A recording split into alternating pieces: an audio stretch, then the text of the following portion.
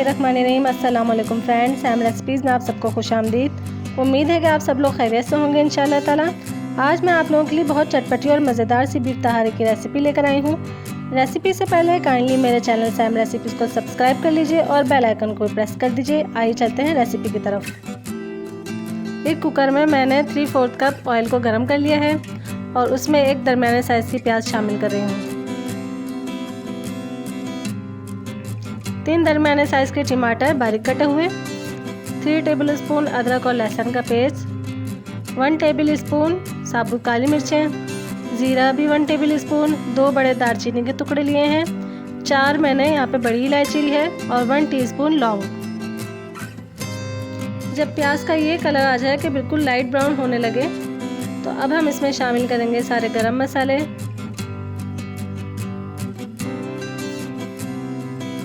अदरक लहसुन का पेस्ट शामिल करके थोड़ा सा भून लेंगे।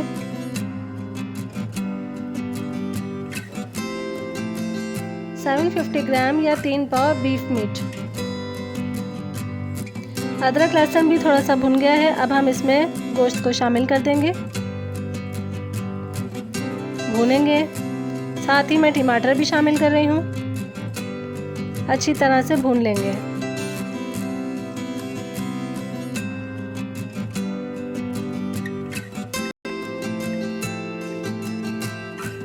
साथ ही हम शामिल करेंगे कुछ पाउडर्ड मसाले, जिसमें शामिल है पिसी लाल मिर्च 2 टेबलस्पून, 1 टेबलस्पून कुटी हुई लाल मिर्च, 3 टेबलस्पून हल्दी, नमक हस्ब जायका या फिर 2 टेबलस्पून। अब हम इसमें शामिल कर देंगे सारे पाउडर्ड मसाले भी जो आपको दिखाए थे और इसको भी अच्छी तरह से भून लेंगे।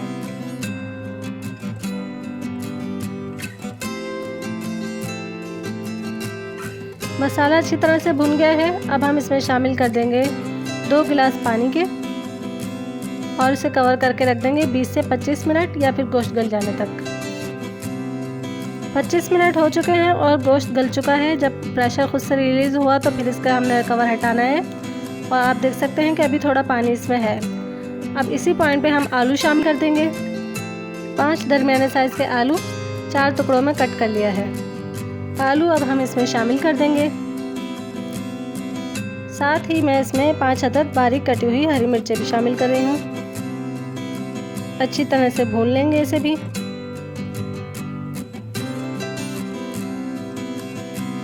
अब हम इसमें शामिल करेंगे 1 किलो चावल, जिसे आधे घंटे के लिए भिगो दिया था। मसाला अच्छी तरह से भुन गया है। अब मैं इसमें 3 गिलास पानी के शामिल कर रही हूँ। मिक्स करेंगे और इसी में अब हम चावल शामिल कर देंगे। चावल इसमें शामिल कर देंगे।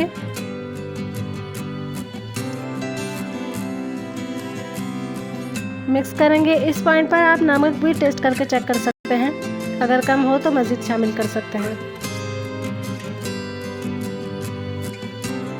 कुकर को कवर कर दिया है हाई फ्लेम पर, बस 1 सीटी आने तक पकाना है।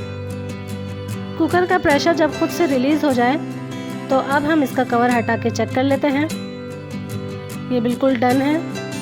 चावल बिल्कुल तैयार हैं। ये आप देख सकते हैं कि कितने अच्छे और खिले खिले बने हैं और आलू भी बिल्कुल गल गए हैं चावल के साथ ही।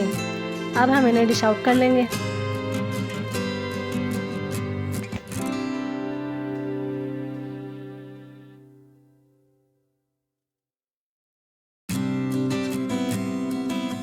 फ्रेंड्स, ये बीफ तहरी बहुत मज़ेदार बनी है। आप लोग ज़रूर ट्राई कीजिए और मुझे बताइए कि मेरी ये क्रिएशन आपको कैसी लगी।